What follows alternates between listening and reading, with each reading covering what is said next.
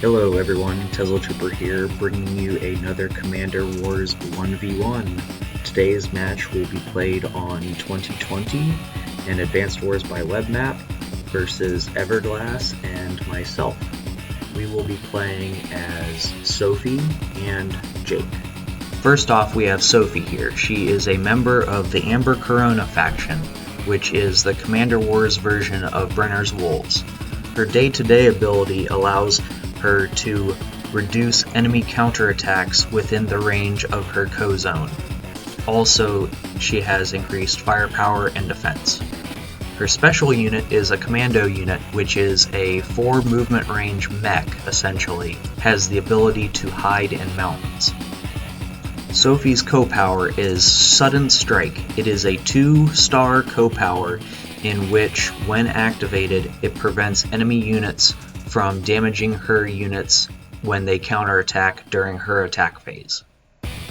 Her superpower is an additional 4 stars and allows her units to attack twice during her attack phase. However, firepower is reduced during the second attack. Sophie's global boosts are neutral, while she has a 20/20 bonus to attack and defense inside her co-zone, which is a range of 2. Jake here is a Orange Star CO from Advanced Wars Dual Strike.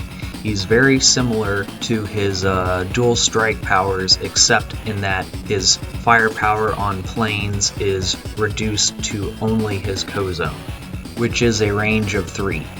His co-power beatdown is a 3-star power, which further increases his firepower on planes and gives his indirect units a range increase of 1.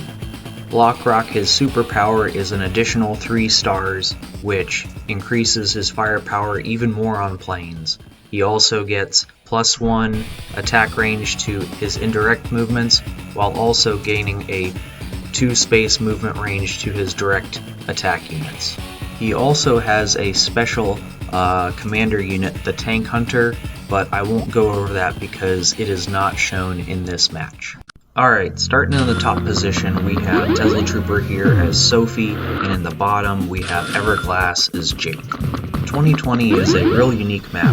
It forces the players to push around in a counterclockwise fashion, but you also have the option to push through the mid using your landers and other naval units.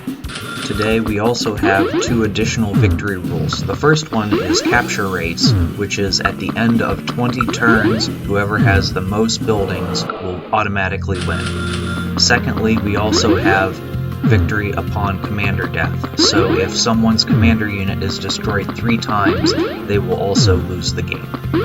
And with that, here's the match. The first portion of the game here is the capture phase, in which you go out with your infantry and other units and try and capture as many bases as possible, trying to spread your map presence and gain an income advantage. The beginning of day 3 here, I use one of my landers to put my infantry on the middle portion of the map. That way I can try and capture the middle early on, so I don't have to worry about those properties being contested.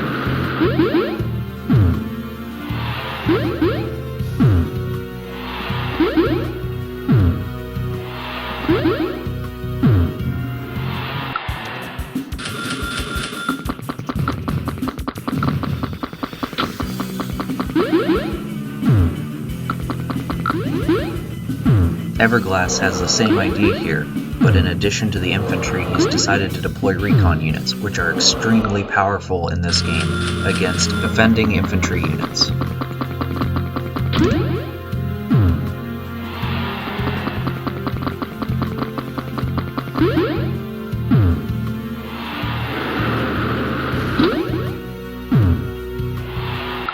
To answer the recon threat, I deploy a battlecopter on my command center side of the map.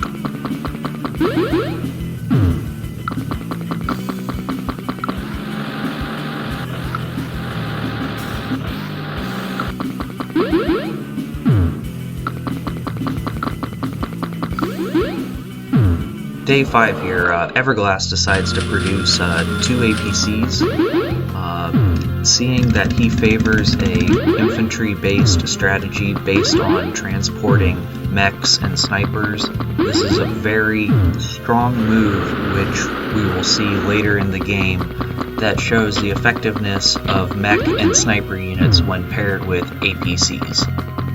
Day 6, I decide to put my co-unit in my battlecopter that I have on the right side of the map, as well as produce a hover tank to combat their early game recon threat.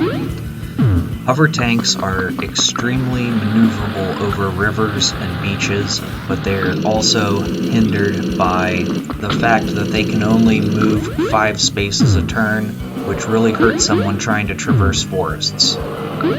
In addition to hover tanks, you also have hover anti-air guns and hover heavy tanks, which are comparable in price to the normal unit. At this point in the game, I've used my battlecopter and my hover units to start pushing into the middle of the map, while Everglass has been wrapping around the sides of the map, securing the properties on the border of the map. The benefit of getting my battlecopter into the mid is the fact that I can effectively delay the capture of Everglass's comm tower here for a few turns while being able to secure my own and get a +5 to attack and defense bonus, whereas he has his neutral bonuses.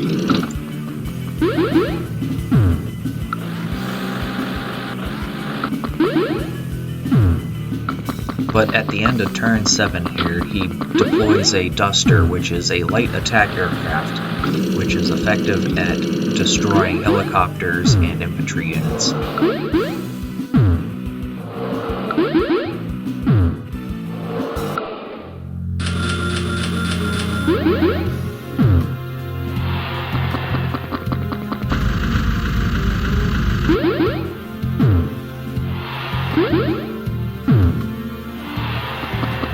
Here I make a couple mistakes. One, that I decided rather than pressuring that recon on the right hand side of the map, I decided to place my helicopter on top of the comm tower, which would prevent any of his infantry in the lander or the APC from beginning to capture it this turn, but it leaves my right flank open for the recon to press forward and harass my infantry that have not been reinforced yet. This, as well as my left flank, I have a hover tank and a hover AA gun, which are slightly out of position, in which I can't successfully defend the recon unit from harassing my infantry units either without being punished by the battlecopter that he has deployed south of them.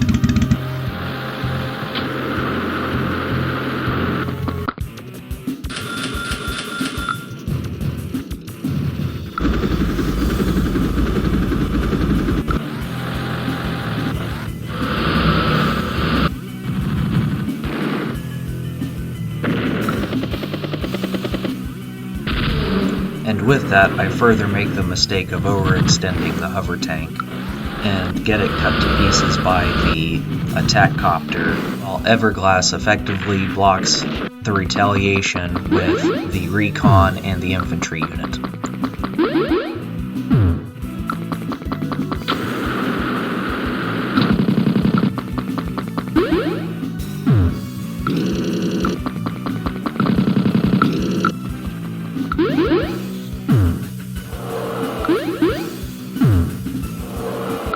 At the beginning of turn 10 here, in order to respond to his Duster approaching the right hand side of the map, I have to retreat my CO copter up north, and I managed to take out his recon up there, While in the mid, I move my hover AA gun to attack the capturing infantry on the city, since I cannot engage the helicopter, which is what I thought until I dropped my recon out of the lander and destroyed the infantry that was sitting on the forest there.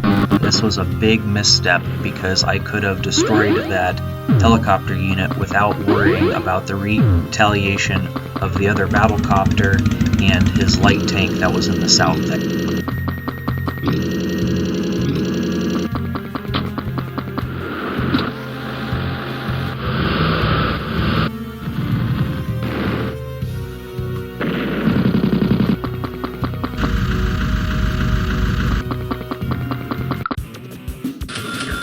Everglass starts off his turn further pressuring the right-hand side with the Duster, knowing that I'm unable to retaliate against it with my battlecopters and my AA unit that I have moving towards the mid, as well as attacking the infantry on the left-hand side and then attacking the commando unit, which I did not put in the mountains, with the battlecopter, further weakening my position there as I have no anti-armor attacks that will do significant damage. This turn, he's also loaded mechs and infantry into his landers and APCs and will begin ferrying them up to the front lines for further use.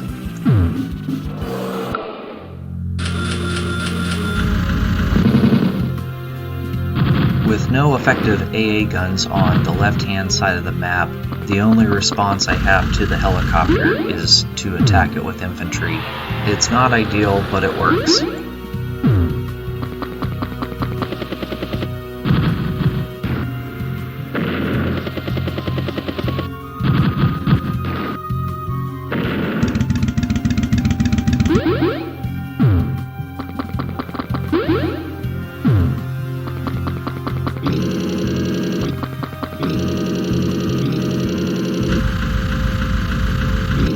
To end my turn, I end up building a Duster, a tank, and a couple infantry in order to deter the air threat on the eastern half of the map while reinforcing the infantry that I assaulted the helicopter with on the western portion.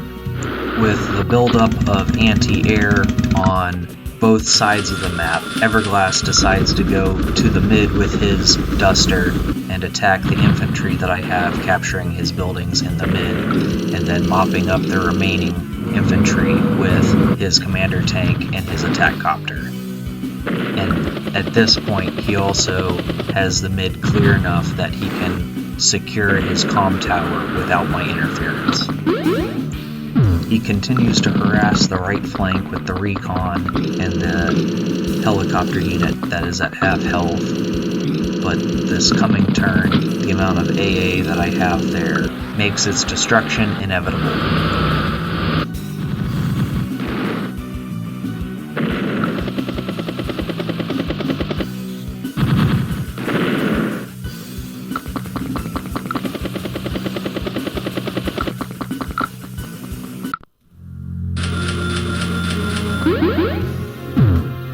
With the departure of the Duster on the right-hand side of the map, I can safely move one of my battlecopters to the edge of the right flank and attack his infantry while being safely out of range of any anti-air that might harass it, while I begin forming my battle line on the right flank.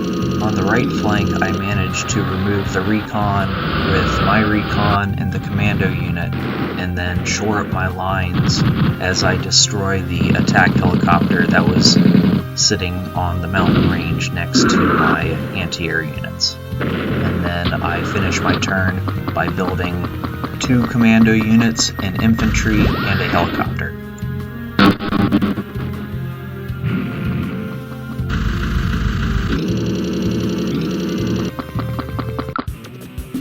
Everglass takes his turn to secure up his battle lines on the right flank and the left flank as well, and then he produces a transport airplane which allows transport of 2 ground units, and they can land on either roadways or other airports. which is a very effective way to transport ground units over rough terrain over long distances. With the start of turn 13, I have my co-power Sudden Strike Rate, which prevents any enemy counterattacks from dealing damage during the attack phase of my turn.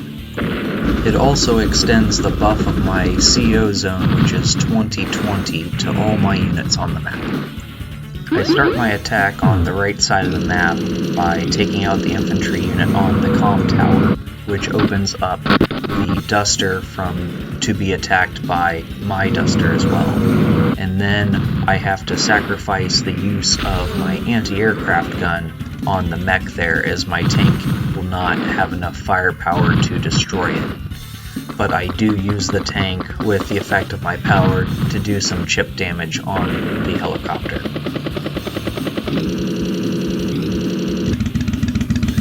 On the left flank, I use my recon and infantry to chip away at the health of the attack copter that he has up there, and then I use my commando to put a dent in his light tank and force my infantry south to close the gap with his command center, further putting pressure on his forces on the left flank.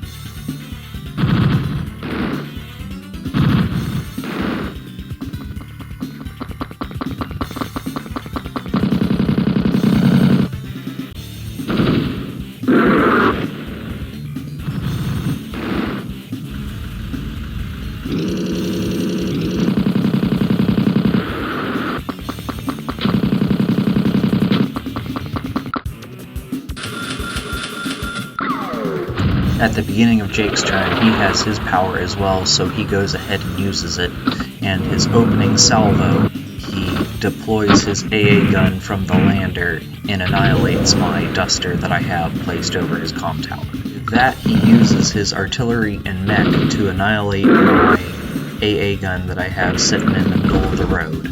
His duster opens up on my attack helicopter while he uses his to weaken my tank so he can follow up with an attack with his tanks, which barely leaves my light tank alive.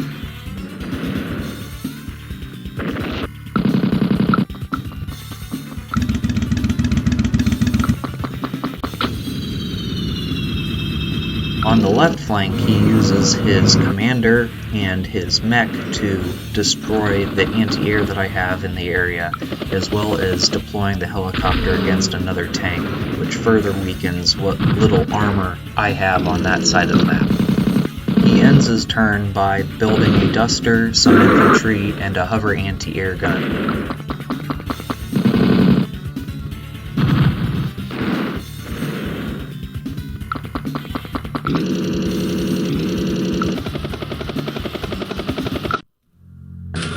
Day 14 was pretty tough for me, with the destruction of my anti-air on both flanks, and with the deployment of another duster.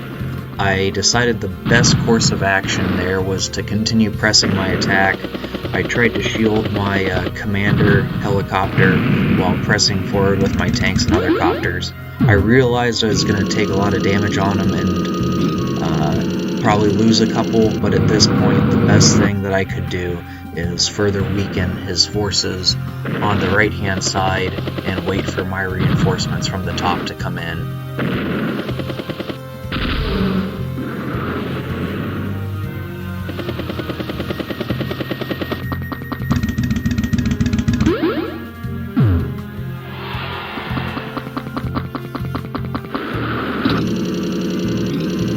The left flank wasn't really any better. All my units had a lot of damage on him, and then I didn't manage to destroy his mech there, and that opened up for more blocker units for him for when he deploys his artillery and later his sniper that's sitting there in the transport copter. The one smart move that I did make this turn was putting my commando unit on top of the mountain so he could stay hidden and prevent them from rolling out and immediately dealing with him. So Everglass starts his turn off by flying straight by that mountain, exposing my commando unit on top, and continues to be a scourge to what little armor I have, and then, insult to injury, drops off his sniper out of the APC and deletes my commando that I have sitting there on the road. And with that, he moves to the right flank and begins disintegrating the helicopter presence that I have. He ends his turn building a couple tanks and an infantry unit and a T-copter. Tanks are definitely going into that transport plane next turn, and I'm sitting here looking at my hover AA gun in the middle, wishing it was a real one, so I could go drive over to that duster and slap it down so I could put pressure on the transport plane to keep it from coming too far into the middle.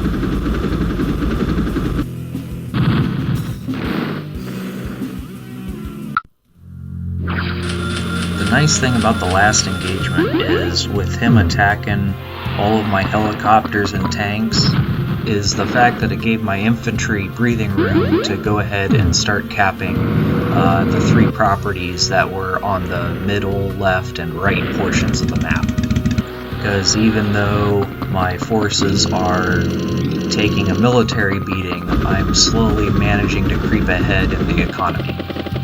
I bring one of my fresh helicopters down and engage the AA unit that's sitting there on the right side of the map. Helicopters in this game are a little more resilient to AA damage if they have first strike, and the added bonus of my helicopter having a plus 25 to attack and defense with the co-zone and the added boost from the comm tower there. On the left-hand side of the map, my forces were pretty fractured, so I decided that it was better off to back off and finish off the one mech that was down, so I wouldn't let him heal, and then do some damage to the sniper, so my infantry units would have better chance in the future of surviving an attack from him. So with his turn, Everglass immediately moves his tanks that were sitting on the factory and put them into the transport airplane, and then starts pushing up the left flank, immediately destroying the one health tank and destroying the infantry that was sitting there capping the property on the left-hand border of the map. And on the right-hand side of the map, my forces aren't faring much better. Manages to destroy one of the helicopters with help from the AA gun and the duster, but I managed to prevent him from starting cap on the city there that I captured the previous turn.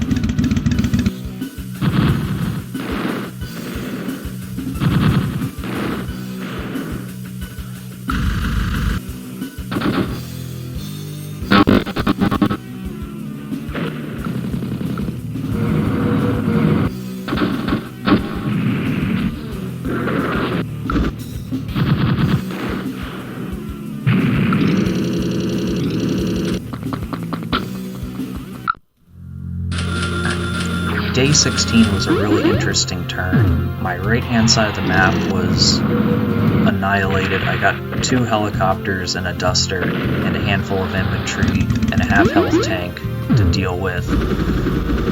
A stream of infantry, mech, and some AA guns and an artillery that are getting reinforced by a lander that has some infantry and a transport airplane with 2 tanks on it. So I was really torn with how to deal with this.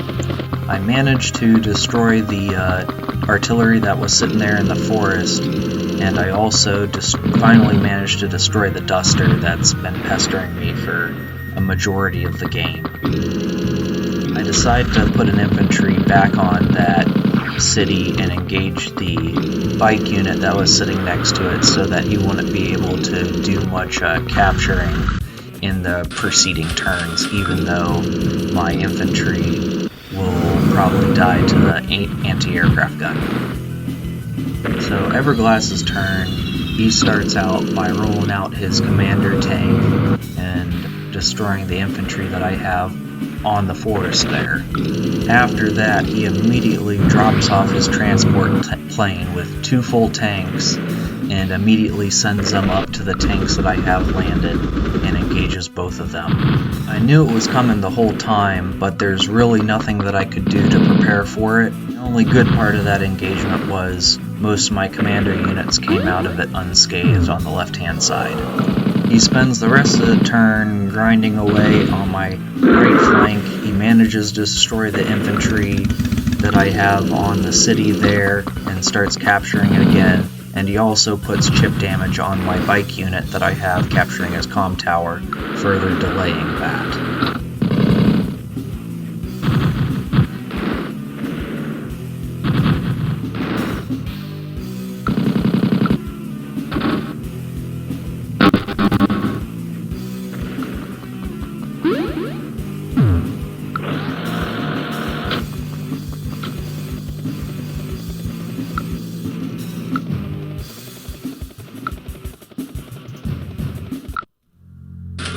With the past 2 days of heavy fighting, I managed to get my superpower charged. Sophie's superpower is a total war. It is an additional 4 stars, and it allows her units to attack twice during the same action. So the first attack is at 100%, and then the second attack is reduced by 30%. So my opening play here is to open up with my artillery unit and attack those tanks that dropped out of the transport plane, and then I float my hover tank that I produced out of my factory and used it to blast the other tank. I used the tanks that I had that were injured in the initial assault last turn to put chip damage down on his commander tank, and then I finished it off with one of my commando units. So this is very significant because for every commander unit that you lose 20% of your stored power on the power meter. And then after that's over, I press my attack on the right hand side of the map and delete some infantry units, and I use my commander unit to wipe out most of an anti-aircraft gun. Day 17 for Jake was pretty slow. With the loss of his co-meter, he couldn't use his superpower, so he spent most of the day responding to a couple units that were out of place and putting chip damage on some of my other units. Managed to drop a anti-tank gun in the middle and start capping the properties that I had captured on his portion of the map. And then he decided to sacrifice his anti-aircraft gun to put further chip damage on my commander copter. On the left flank, he decided to smack one of my tanks with a battle copter and then engage the artillery unit with his duster while using his transport aircraft to block one of my beaches so that I could not offload my lander.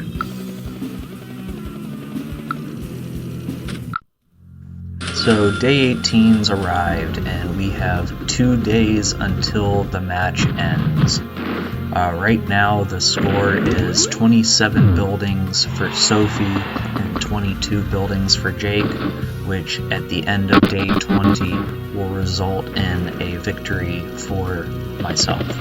I start off my turn using my duster to destroy the infantry sitting on my city there. And then the second thing I do, which should have been my first, was capture the comm tower to further give my units a larger global bonus of 10-10 to attack and defense. I go ahead and rearrange my guys on the right flank there to protect my infantry and move my tanks in a more defensive position so I can keep my buildings safe from capture. I didn't necessarily need to retreat my co-copter that far. I could have sat there and let them buff up my units that are on the front line there. So day 18, Everglass gets his superpower, which he immediately pops and uses his extended range on his tank destroyer to smack my anti-aircraft guns in the middle of the map, and then presses his boosted tanks to the right hand side to open up the comm tower. With his superpower, all his direct combat units have an additional 2 range, while his artillery and sniper units have an additional 1 range to their fire. So the effect of his attack on planes is very significant because his helicopters can delete tanks if they're positioned properly, even with the bonuses that I have. So turn 19, I just spend mopping up what little I can reach on the map there. I ended up taking out his helicopter and putting some damage on the artillery unit with a low health tank and infantry. But at this point, Everglass doesn't have any infantry units that are capturing any buildings, and the deficit has moved from 27 to 28 buildings to, I believe, 21. So we're just watching the final actions of the game.